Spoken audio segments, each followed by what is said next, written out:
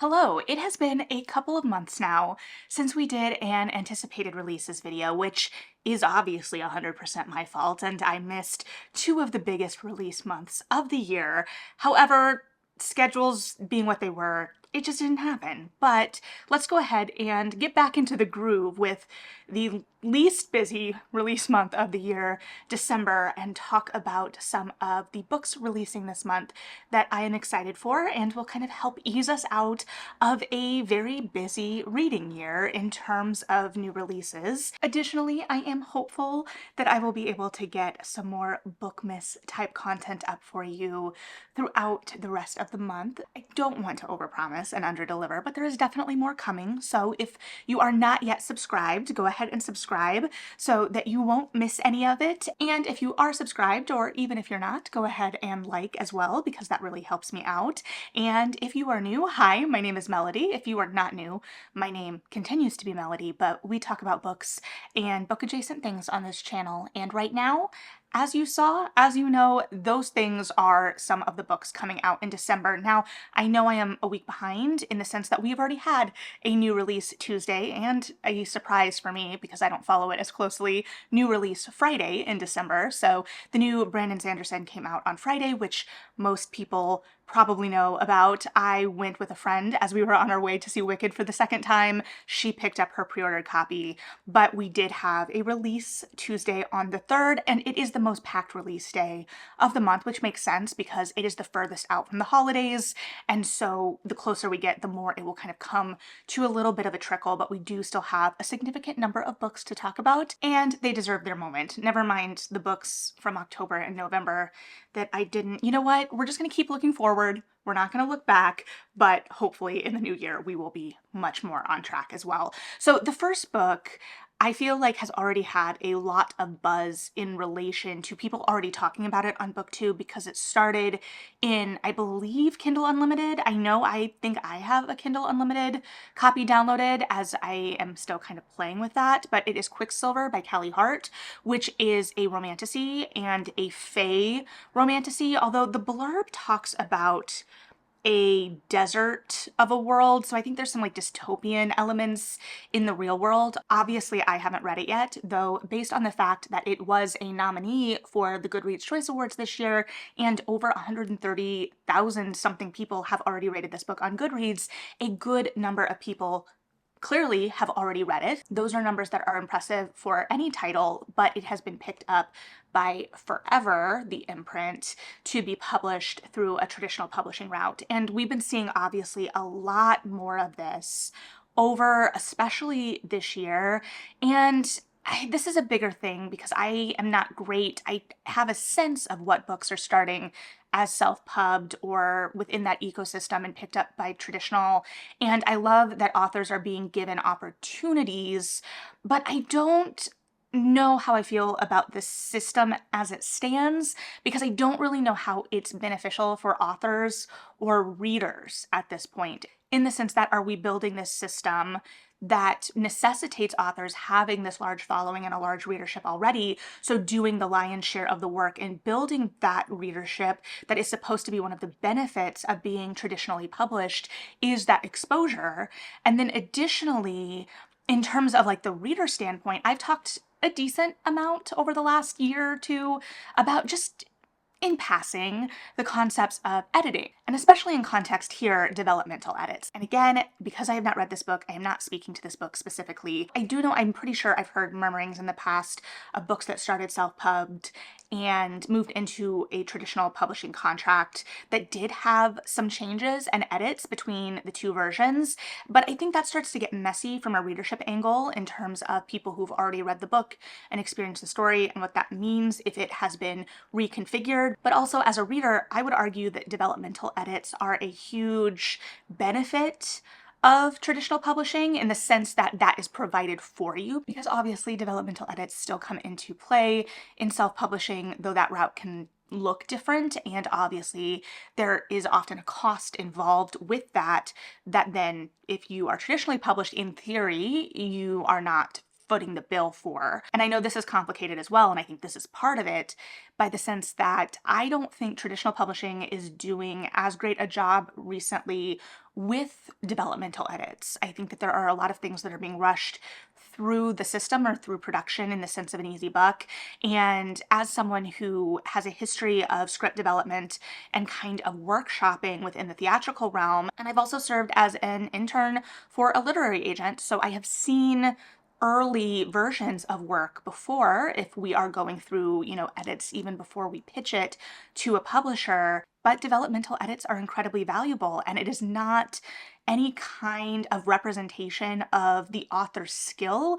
It is simply another set of eyes and another way to kind of approach the story and get that outside reader perspective and make sure that the author is accomplishing what they are setting out to do and that it is reading in the way that they intend it to for someone that is so close to that work and the objectivity. So I don't know, I didn't mean to start with like a philosophical quandary right out the bat.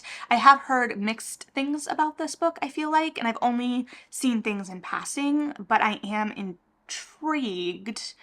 So we will see. Next, in a similar vein of kind of paranormal romance, though not full romantasy and more from my reading and the presentation of the book on the kind of rom-com side of things, we have Under Lock and Key by Lana Ferguson. She also wrote The Fake Mate, which I think I have an audio copy of. I got on sale, floating around somewhere.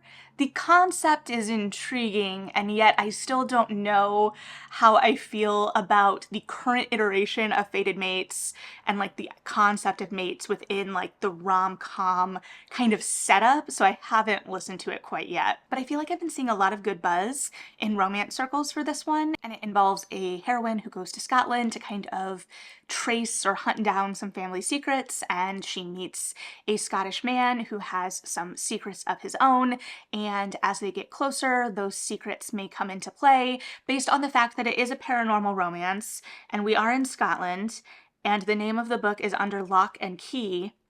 I have some suspicions, but no one has spoiled anything online for me yet, so I would not, the more I look at it, I actually just looked at the cover and they're not suspicions anymore. So that could have been a real commentary on my observation skills in a way that made you distrust me and my analysis, but it just looks like fun. So I think that that might be a good like after the holidays read for me. We'll see. Next we have Keep Me by Sarah Kate, which is a contemporary, non-paranormal, non-rom-com based on the gist of it, Scottish romance, and also based on the fact that I saw the last chapter of the romance bookstore in Chicago posting about an event for this book. I am way late to the party on Sarah Kate because I have not read any work from her.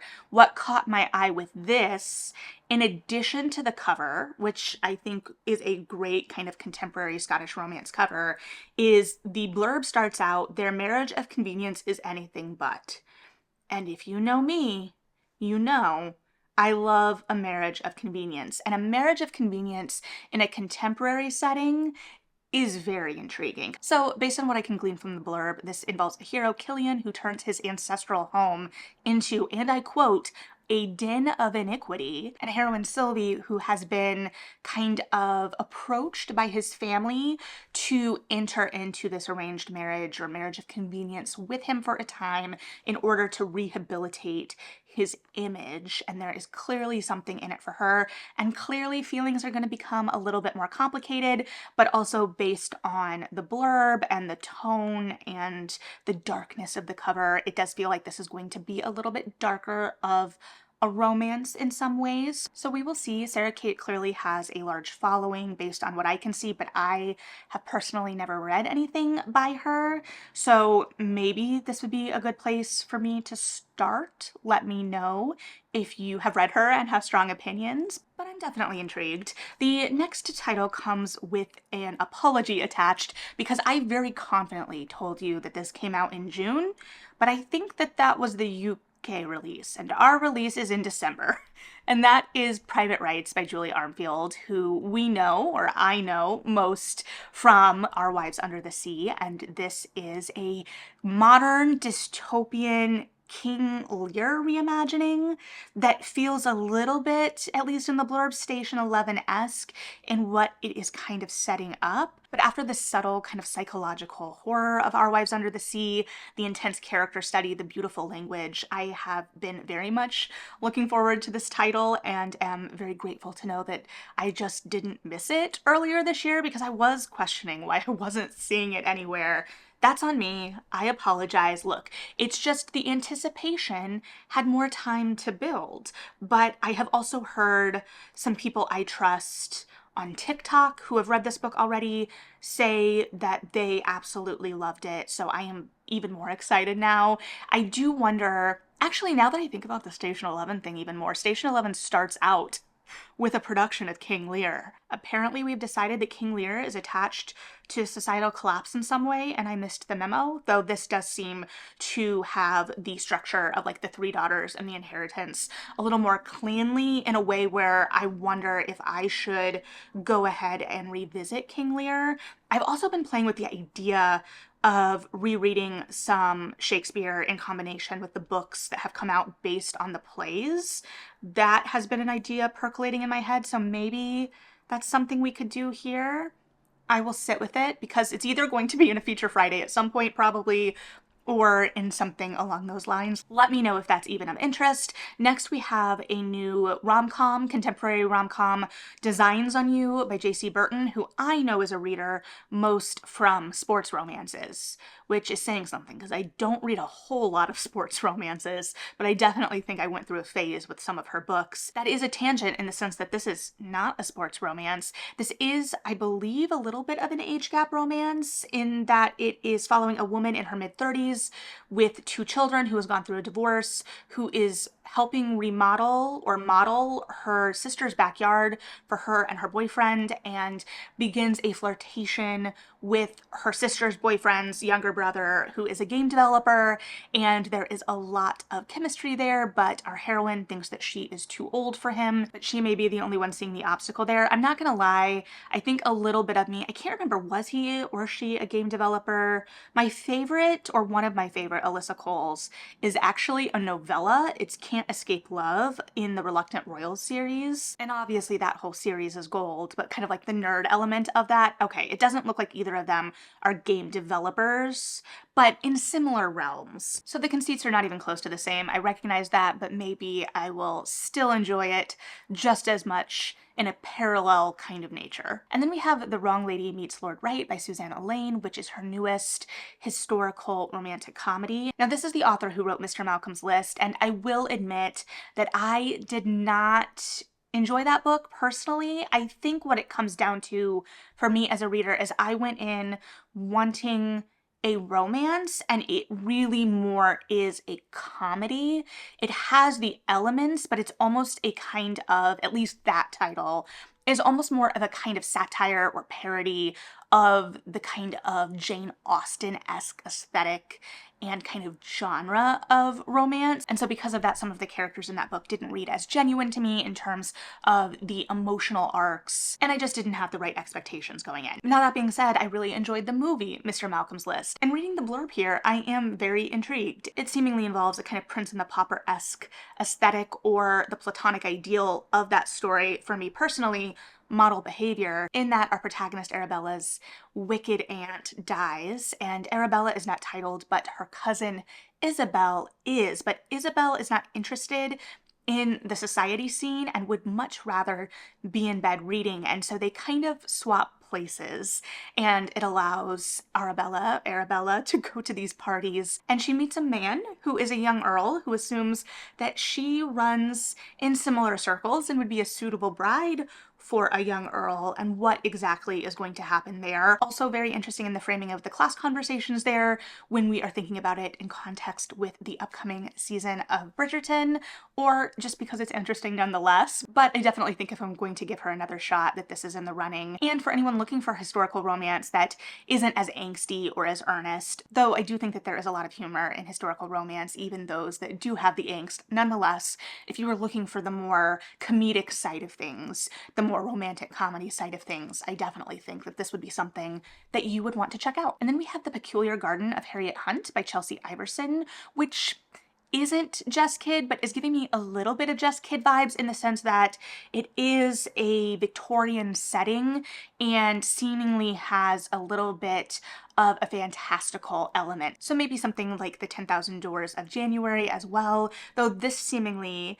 has a magical garden, though not the secret garden. It's following Harriet, whose father has disappeared, and when some suspicion turns on her in relation to this disappearance, she marries a seemingly charming man. Seemingly, in the blurb, is doing a lot of heavy lifting because it seems that that is absolutely not the case, and instead she is finding herself at the center of some kind of plot involving the men around her, or this concept of men using her for her power, and what exactly that is and her coming into her power is what I'm getting from this. But the power involves plants somehow, and the blurb is comping it not to the 10,000 Doors of January, but to the Once and Future Witches, though hopefully with less towers, and no, I'm never going to let that go. Okay, so that was December 3rd, and from here we just have 1 or 2 titles that I personally have on my radar every day through the rest of the year. But of course, normal caveat that has not been given for a couple of months. This is just what is on my radar, so go ahead and leave other books you were excited about throughout the month below if I have not or do not mention them, but also if you are excited about any of the ones I do mention, go ahead and leave that below as well so we can continue just building that hype for it. Okay, next on December 10th, we have 2 titles, starting with a young adult, contemporary, kind of speculative horror-esque something that, of course, I am just interpreting from the blurb, What the Woods Took by Courtney Gould. This seems to start out with the idea or the conceit of our protagonist being kidnapped in the middle of the night from her foster family for one of those wilderness rehabilitation programs of whatever means, and is going to involve them hiking through the woods for an extended period. But then their counselors go missing and there are faces in the trees. And according to the blurb, not just faces, but inhuman faces. And I have been very remiss in my woods reading for 2024. I love the woods as a setting, as many of you know. I love the woods as a liminal space even more, and so I am very much drawn to books set in the woods, and this is very much that. And this is an angle or a conceit I haven't seen in this exact version before. I feel like the Grace here maybe would come close, but also don't tell anyone. I mean, I'm telling everyone right now. I have not yet read my copy of The Gracier, and I guess we'll see if it ends up in an unhaul or not later this month. But I've got a little bit of time to consider that. Speaking of a little bit of time, the next book is the 3rd, maybe last, I don't really know, in a series in which we have not had a book since 2020, and that is No Ordinary Duchess by Elizabeth Hoyt, which is the 3rd in her Grey Court series. And it has been a lifetime, it feels like, since I last read one of these books, because I have read the rest of the series. But do I need to revisit before this book? Maybe, maybe not. They're all standalones, we'll be fine. But this involves Julian, who is the heir to a dukedom and has long blamed his uncle for his mother's death and is intent on exacting revenge. And while it is clearly not letter for letter Hamlet in the Duke and the mother's involvement, at least, I mean, I haven't read the book, so I guess I don't fully know. But I did have a little moment where I perked up at that. But this is an Elizabeth Hoyt, not an Eloisa James, so I shouldn't be going looking for Shakespeare where there may not be Shakespeare. So he's looking to exact revenge, and he has a secret, because we love a secret. And this secret is seemingly threatened by the existence of Lady Elspeth, who is the sister of one of Julian's friends who he had a falling out with. But she's not really as interested in this falling out as she is in an ancestral text that she believes is in one of Julian's libraries, and thus these two are thrown together and Julian's secret is presumably threatened. But what is not presumed, because this is a romance, is that they will somehow fall in love. We'll just see what route they take to get there. And then December 17th brings us that classic of all pairings, Vampire and Vampire Hunter with a Cruel Thirst by Angela Montoya. While I haven't been great at reading everything in a timely fashion, I have been really enjoying the vampire renaissance, and I'm sure this will be another one that I add to my list. This one involves Carolina, who wants to be a vampire hunter like her family, even if her father is seemingly more currently interested in marrying her off. And amidst this, she runs into Lalo, who is a newly turned Sediento, who is on his way to where he believes the first vampire was made in order to reverse this curse. And so they join forces in an effort to end the Sedientos, though I am very confident that things will become much more complicated than that. On Christmas Eve, we are being given the gift of a new Lorraine Heath, A Tempest of Desire, so if you have the day off and enjoy this as I do when I have the day off, I don't this year, but if you enjoy reading an entire book on Christmas Eve, this would be a wonderful consideration in that it comes out the day of. This is number 5 in the Scandalous Gentleman of St. James series, which I seemingly have not read any of somehow, but it looks like the last entry in this series was 2017, and this is listed or indicated that this is a fan favorite series, so this seemingly is very much a gift to romance readers in every way. It involves Viscount Langdon, who has retired to a private island with his nightmares following a horrific railway accident. But his seclusion is thwarted by Marlowe, one of London's most notorious courtesans, when she shows up on his island with her hot air balloon. Yes, I said hot air balloon. And that is just enough, what?